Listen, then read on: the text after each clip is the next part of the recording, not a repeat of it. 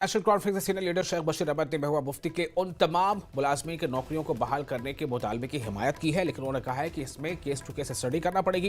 ये देखना होगा कि कौन वाकई एंटी जो है वो नेशनल है और कौन नहीं। अगर जिनके ऊपर कोई इल्ज़ाम है तो उन्हें सफाई देने का मौका भी फराहम किया जाना जरूरी है।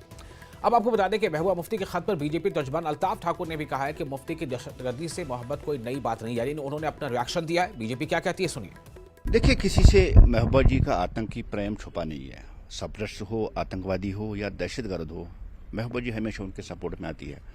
आज महबूबा जी की चिट्ठी उमर साहब को लिखना कि जिनको गवर्नमेंट ने किसी आतंकी एक्टिविटी में, दहशतगर्दी की एक्टिविटी में कसूरवार पाकर उनको सर्विस से बर्खास्त कर दिया, तो नेचुरली जब तक आप आतंकवाद पे कड़ा प्रहार नहीं करोगे तो आतंकवाद कैसे छुपेगा। आतंक का कोई भी पैटर्न हो, चाहे व्हाइट कॉलर हो जो यही ऑफिसों में छुपे हुए हैं, चाहे हाइब्रिड हो, चाहे एक्टिव आतंकवादी हो, आतंकवाद को खत्म करने के लिए आपको हर एक एंगल से देखना होगा और हर एक एंगल जहां जहां आतंक पनपता है, जहां जहां आतंकियों को सपोर्ट होता है, उसको मिटाना होगा। यही कोशिश यहाँ की एडमिनिस्ट्रेशन ने की, एलजी इंतजामिया ने की।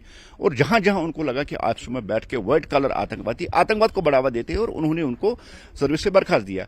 ये कैसे पॉसिबल है कि इंडिया गवर्नमेंट की तनख्वाह लेके आप इंडिया गवर्नमेंट की ऑफिसों में बैठ के इंडिया के खिलाफ साजिश रचे?